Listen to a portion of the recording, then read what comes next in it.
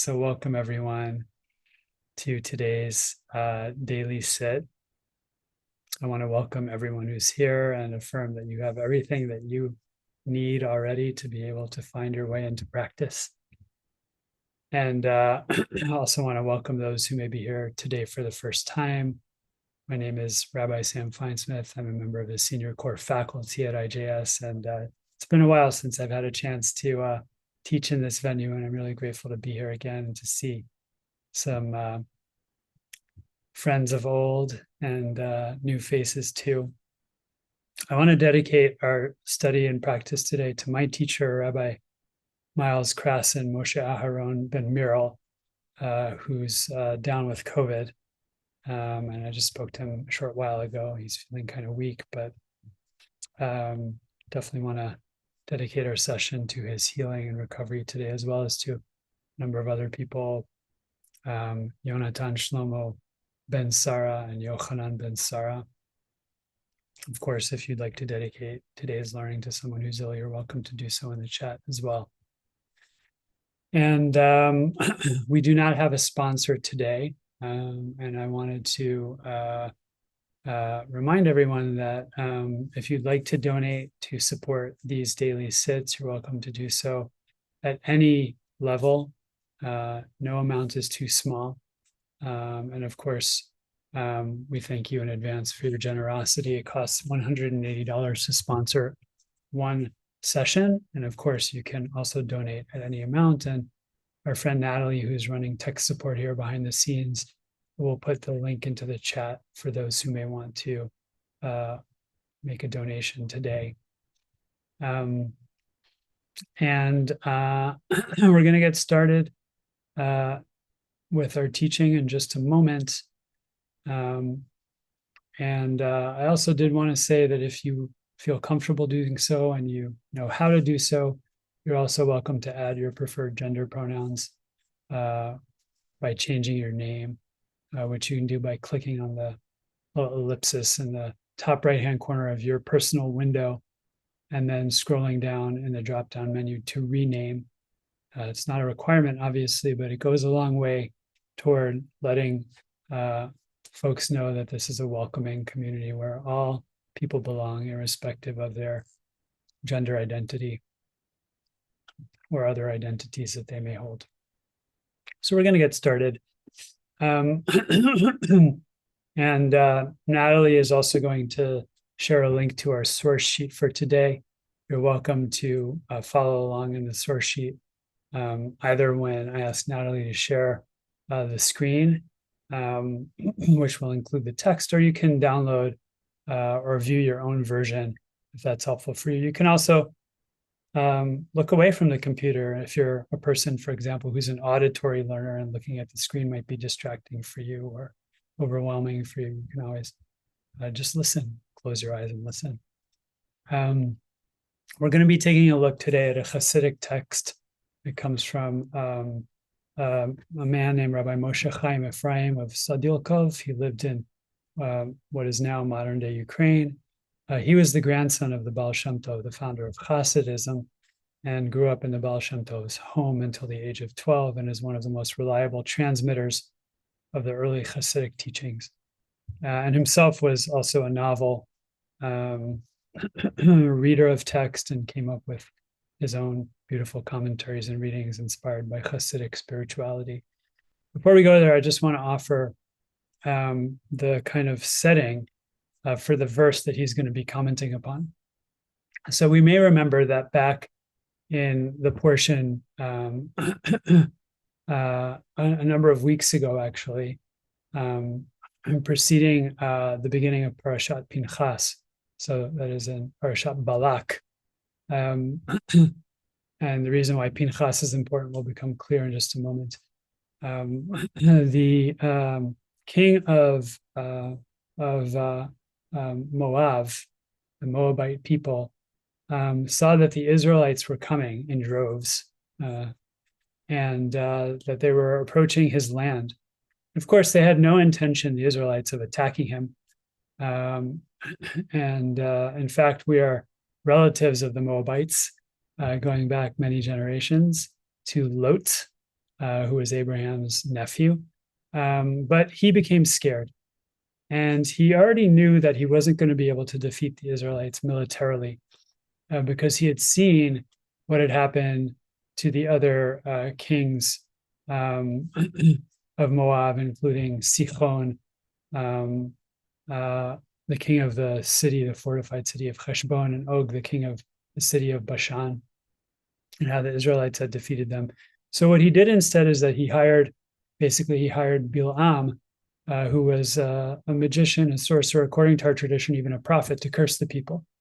And of course, we know what happened, which is that didn't work, right? The curse was transformed into a blessing without Bilam's official or express consent. God, as it were, put those prophetic blessings into the mouth of Bilam. So when Balak saw that he couldn't defeat the Israelites that way by cursing them, what he did is he actually tried to seduce them to idolatry. And that's what happens at the end of Parashat Balak, which we read a number of weeks back, which is to say that Balak actually had priestesses of the cult that's called Baal Peor, which was the name of a Moabite god. He had these priestesses go out and actually seduce Israelite men. And part of the idolatrous cult involved fornicating in front of the idol Baal Peor. And actually what happened is that many of the Israelite men were actually seduced, and they actually started to engage in illicit sexual relations, and were not only illicit, but actually were idolatrous in nature. And then a plague kind of spread throughout the community, right? And it was only because of Pinchas, who engaged in what we would call a very zealous act, that the plague stopped. So this is just by way of setting the stage. Okay, this is the biblical narrative. It's there in black and white. No surprises here. After that whole event where there was a kind of splitting off, right, within the community, where a portion of the community split off and was seduced into this kind of idolatrous sexual cult, Moses gathers the people in our portion this week, which is Matot and Maseh. We have a double portion in Parashat Matot. Moses gathers 1,000 people from each tribe and sends them to war against the Moabites to basically exact revenge. Okay, so it's a very bloody episode. It's a very hard episode. It's a very difficult episode. It's one of those challenging narratives in the Torah that, sometimes I wish, we didn't have to grapple with or, wrestle with, but there it is. And after the war, which the Israelites win, the chieftains of each of the tribes comes to Moses and they say, we went to battle and we came back, and not one person in our army, right, was actually harmed in any way. And that's our verse for today. That's where we start. So actually, if we could pull up the screen share right now, Natalie, that would be super helpful. And we'll see how our teacher, a Hasidic teacher who lived in the 18th century in Ukraine, reads that verse. So here's the verse. If you want to take a look in the Hebrew, you can actually look at the version of the text that Natalie shared. We're going to scroll down after I read just the opening verse here. Vayomru el Moshe, the chieftain said to Moses, Avadecha naseu et rosh anshe hamilchama. We have taken a census of the heads of the people who went to battle. In other words, we counted everybody. Velo nifkad mimenu ish. Not a person among us is missing or lacking. Okay? And we'll go now to the English version of the text. The Midrash teaches, says our teacher, Rabbi Moshe Chaim Ephraim, not one of us was found missing. which can also mean lacking, the Hebrew. None of us was found missing. The Midrash reads that to mean through sin, which is to say, not only were none of our men killed in the battle, but actually no one engaged in sin. No one engaged in any kind of sin. And when you look at that Midrash inside, the sin that's being discussed here specifically is the sin of engaging in sexual relations with any of the captive women. Okay, so none of us fell prey to sin, is how the Midrash reads it. It's a creative reading. And our teacher says, yet at face value, these words appear to be prophetic, right?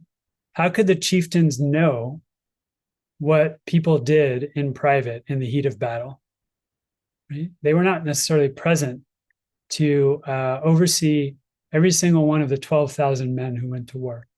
So our teacher is saying here, there's almost like a prophetic quality in what they're saying. Somehow they knew what everyone had engaged in or had refrained from engaging in, right?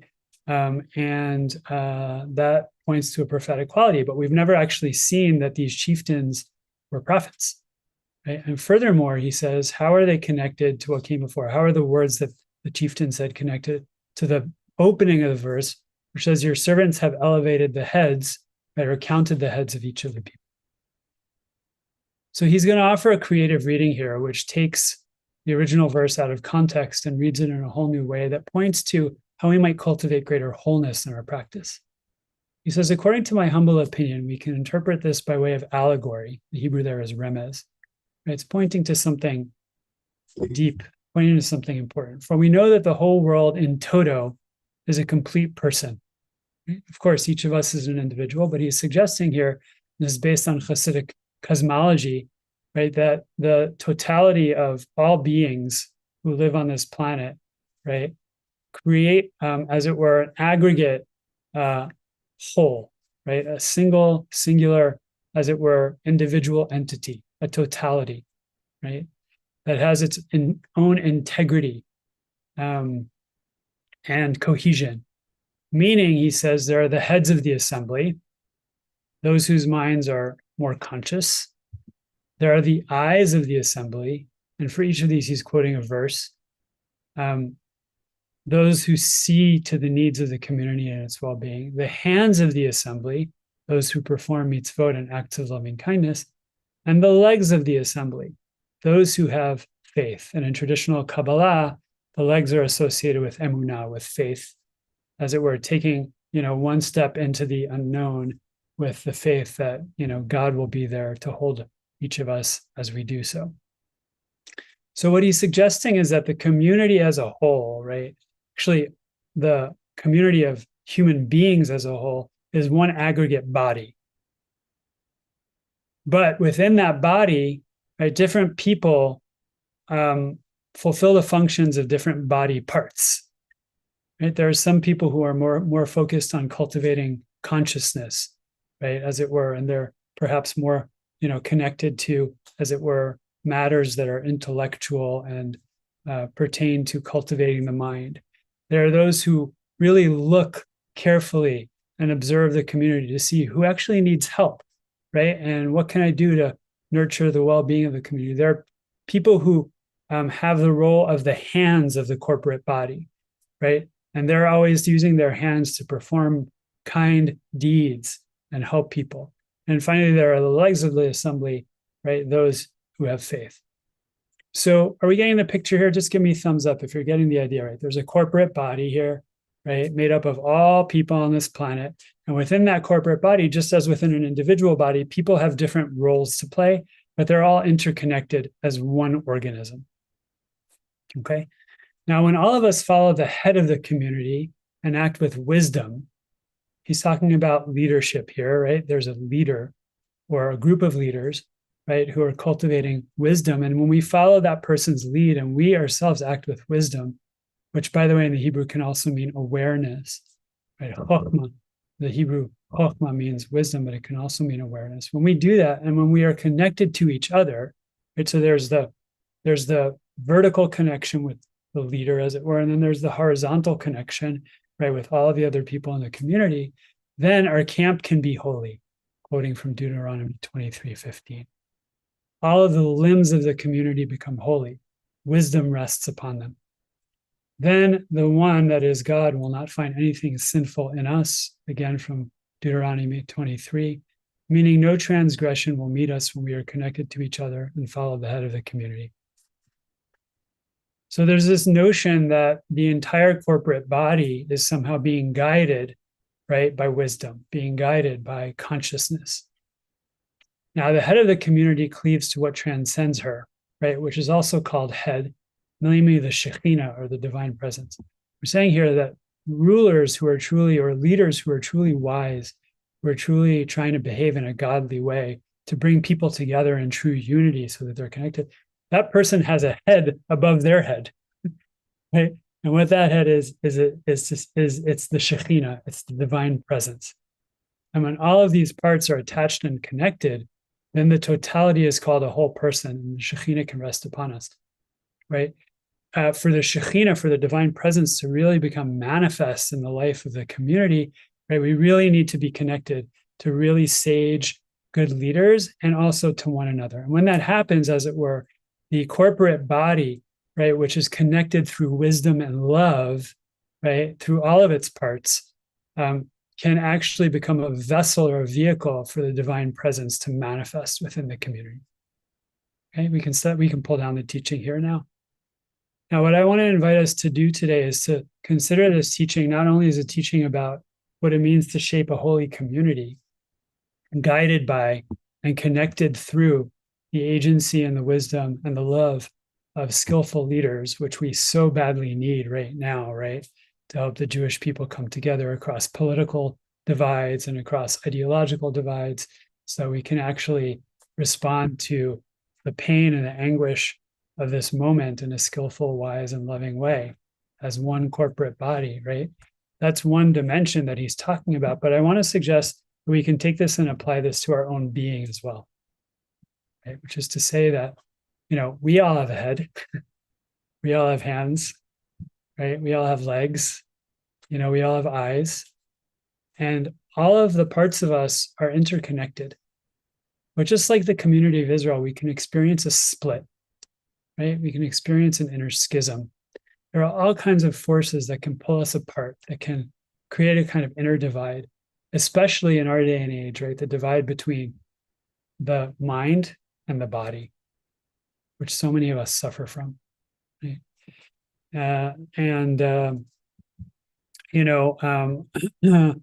We've kind of been trained as a culture to develop the mind, but we've not been trained to create more wholeness in ourselves between our disparate parts. Yes, of course, we have a physical body that's connected, all of the parts of which are interconnected and interpenetrating and working together as an aggregate whole. But, the mind and the body somehow in our culture become split apart from one another. And what I want to suggest is that through practice, right, we can begin to actually integrate all of these parts of our being, right, by following the head faculty that's inside of us, which is to say our mindfulness, right? Not that awareness resides necessarily only in the head, but that awareness can be our guide, right? Awareness can be the vehicle through which we can unify and heal the mind-body rift that is so prominent in our culture. So I want to invite us into practice now. We're not going to leave this idea of an aggregate body behind, because of course we're still connected to the whole. And my belief is that when we practice within our own being and we heal the rift between body and mind and ourselves, it does actually impact the totality. But for today, we're going to be working intra-personally within our own being. I just want to invite you to settle in.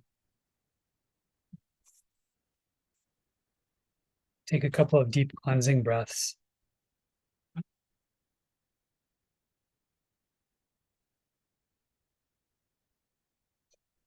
And all we're going to do today is a body scan. We're going to allow our consciousness, our awareness, our wisdom to flow down into every part of the body.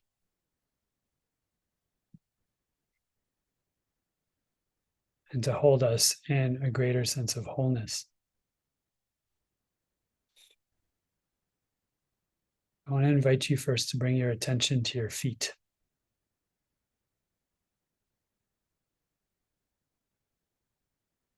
And as you do this practice, the eyes can be open or closed, whichever feels more regulating and supportive for you.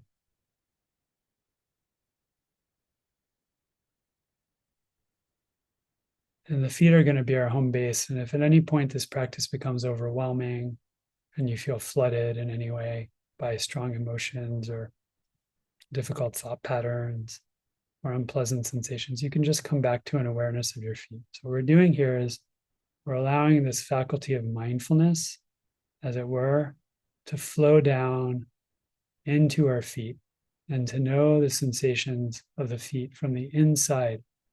This is called interoception in scientific language. We're knowing the experience of sensation in the feet from the inside. The awareness is in the feet. We just notice sensation.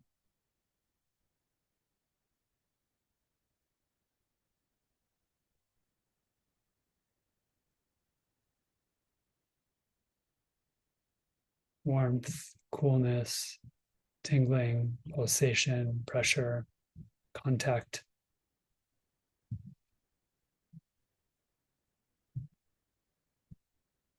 Vibration, movement, stillness, whatever may be here.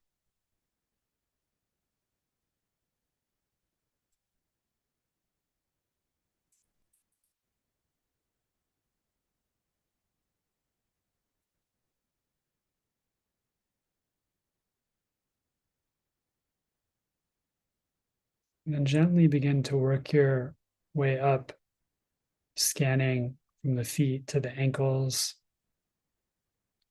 allowing the awareness to move and know from the inside of the body through the calf muscles and the shins into the knees and the thighs, upper legs, taking your time.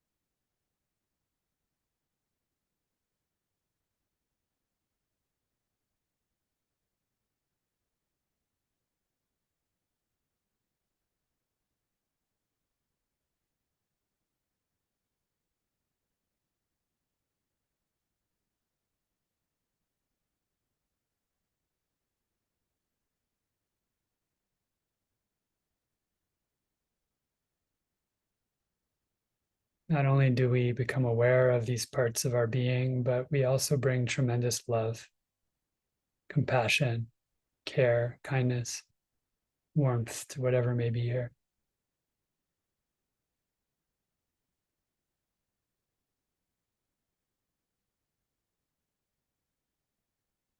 And then when you're ready, you can begin to scan your hands. Again, allowing the awareness to know from within the hands themselves.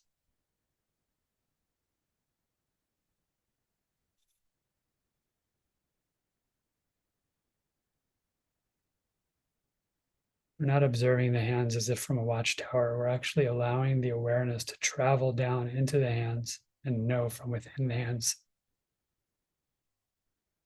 No sensation.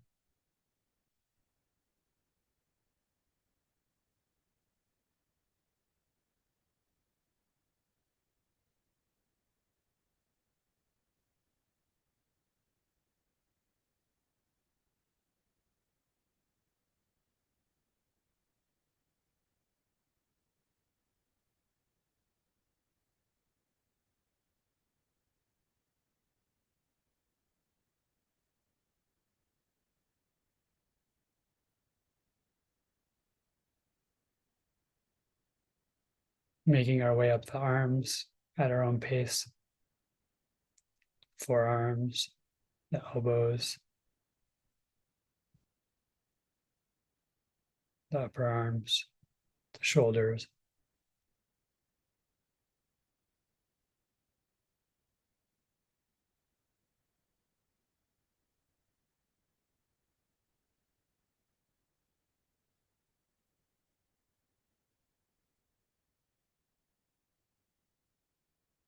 You can notice how awareness really creates a sense of integration and wholeness.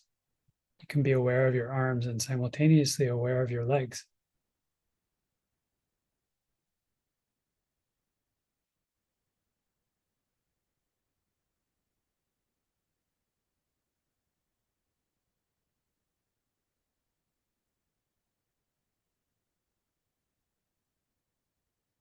When you're ready, you can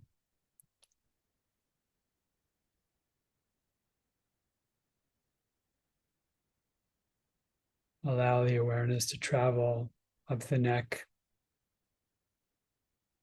into the face, and no sensations from within the face.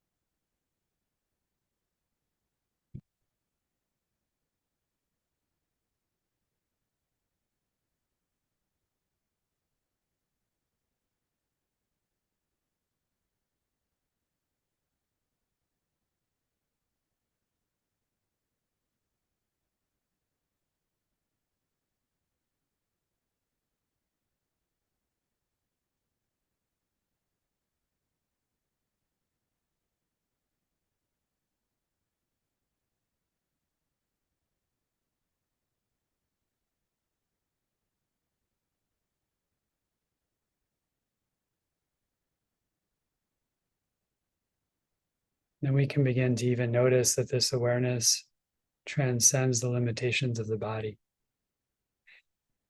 Become aware of the space, for example, around the head. Recognize there's awareness there too.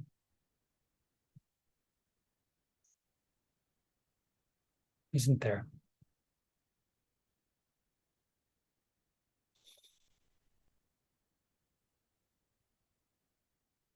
Just see if you can rest for another 30 seconds or so. Rest in this luminous nature, this awareness, which really suffuses the body, exists beyond the body. It creates greater integration and wholeness between all of the parts.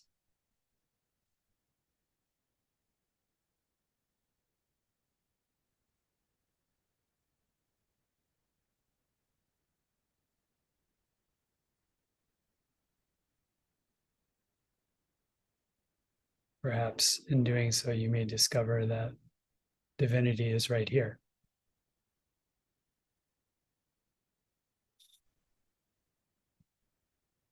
As this loving presence.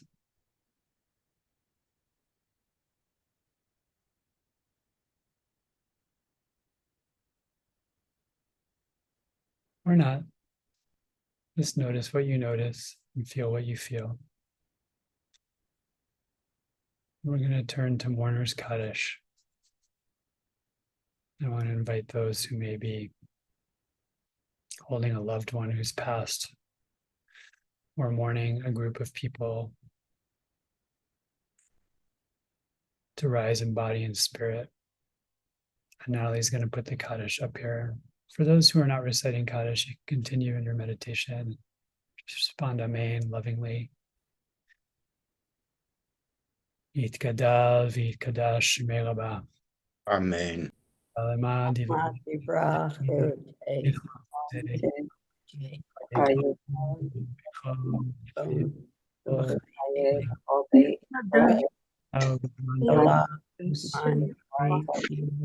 Amen. Shmei Rabbi, Shmei Rabbi, Ishmael Abba Mevarach, Le'olam Olam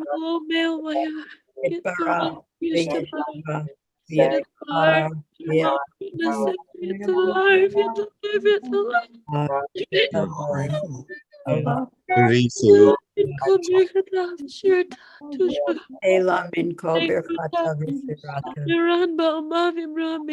Amen.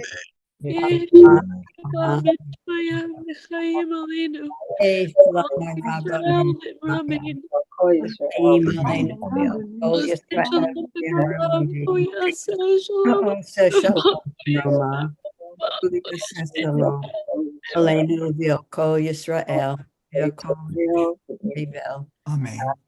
Amen. Amen. Amen.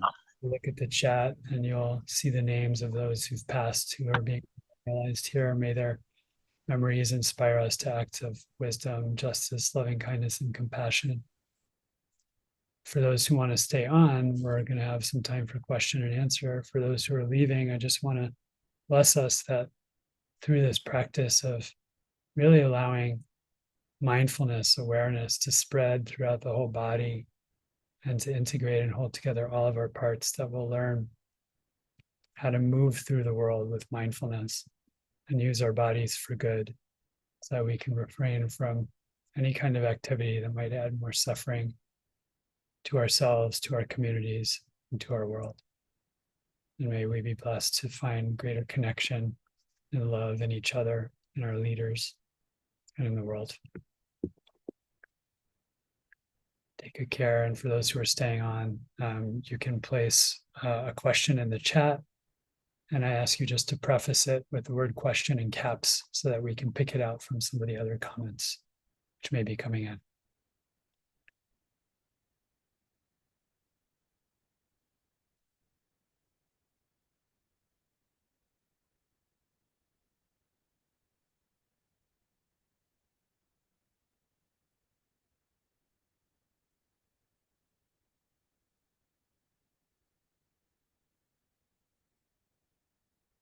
Okay, let's see.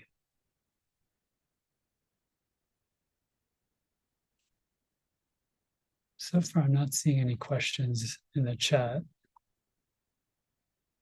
Oh, hold on one sec. Great. It's also fine if someone wants to raise their electronic hand and I'll call on you. Good. Judith, how does the Hasidic teaching relate to what happened in the Parsha? Yeah, sometimes we can lose that connection, right? Because the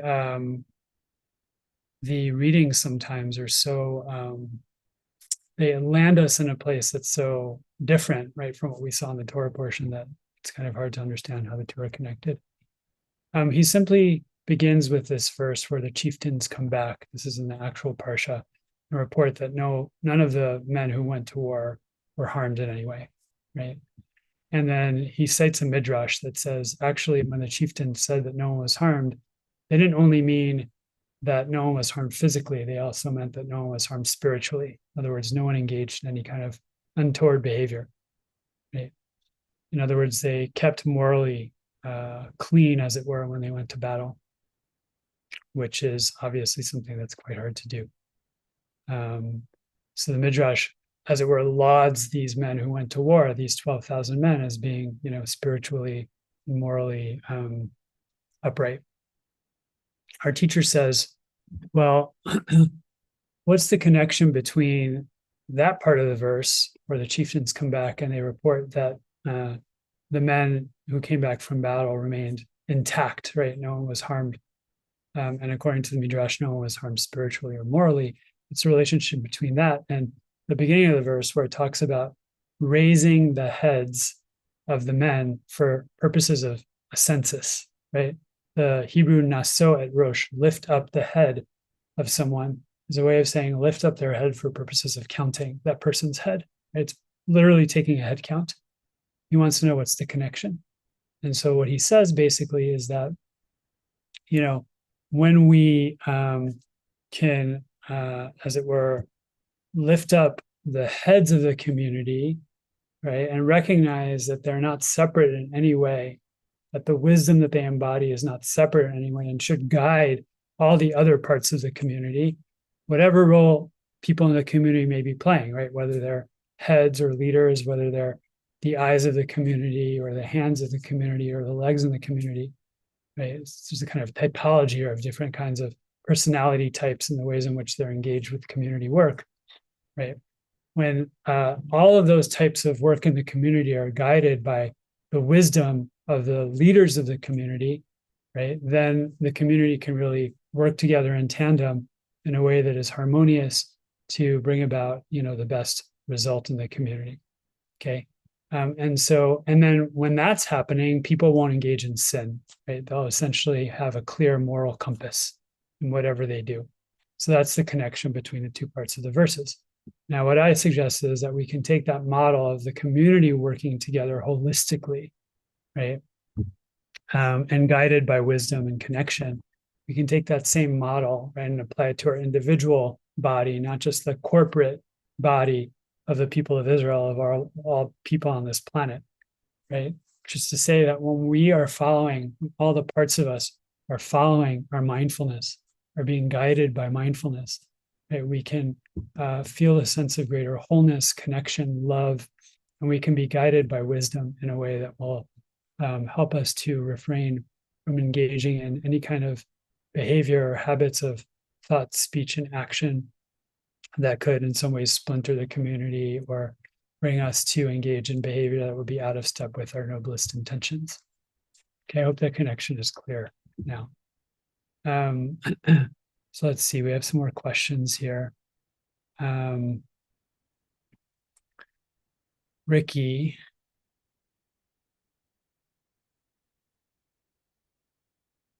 How might we share this teaching with family and friends in our circle in a way that makes it appealing, right?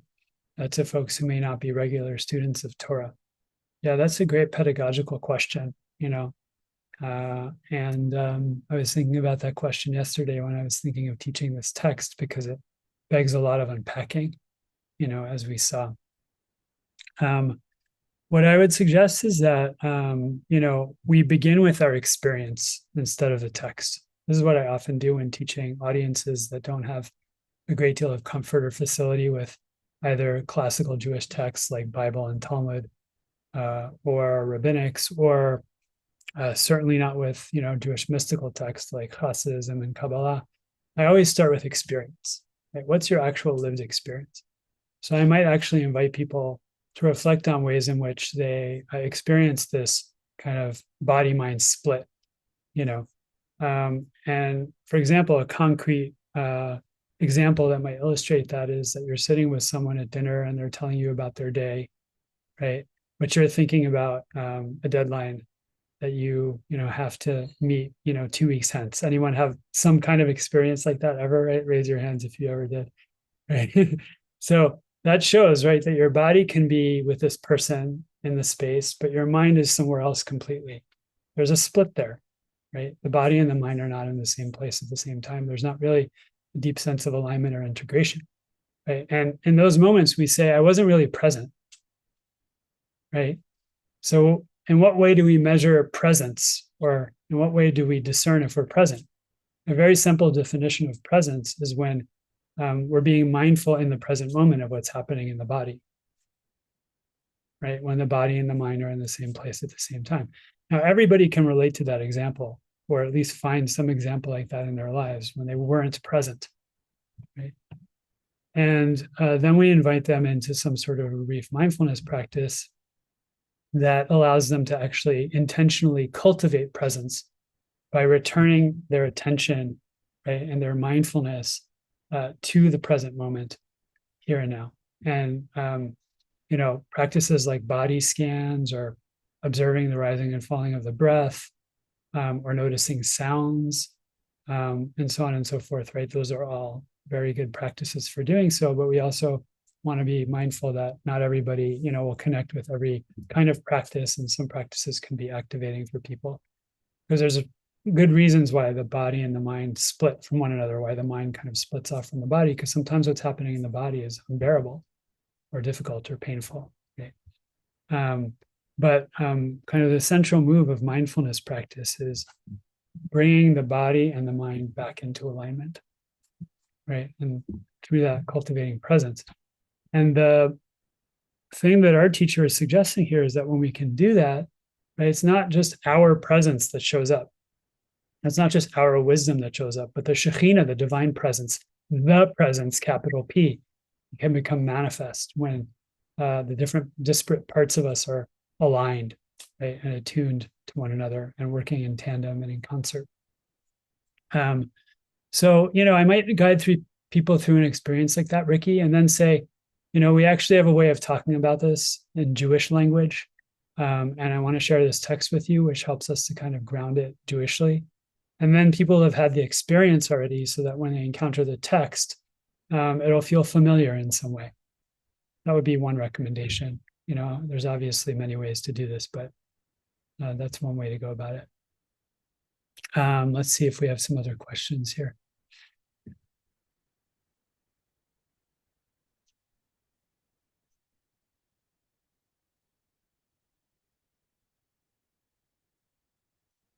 Yeah, Noah asked a really important question, taking us back into the political arena here, right? About, how this applies to unwise Machiavellian leadership, right? No, I think that's what you meant. Is that right? You can unmute yourself. And actually, I don't know if people can unmute themselves. Just give me a thumbs up or something like that, if that's what you meant, or right into the chat, I think you mean Machiavellian, is that right?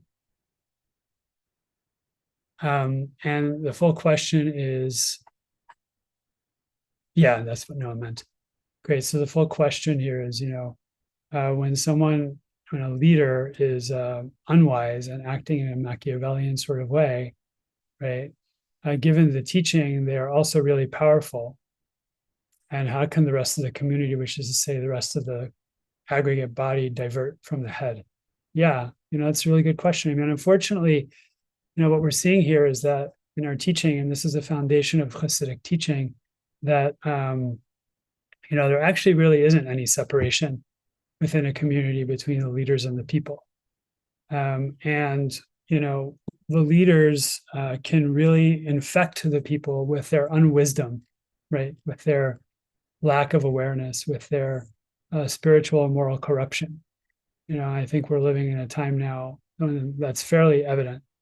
And sometimes when that happens, right, it may be wise in the community to engage in some sort of an intentional split, right, and to actually go against the grain of that leader, right? But that's not what our teaching is talking about. Our teaching is talking about a leader who's actually cultivated consciousness and as such is an embodiment of wisdom, right?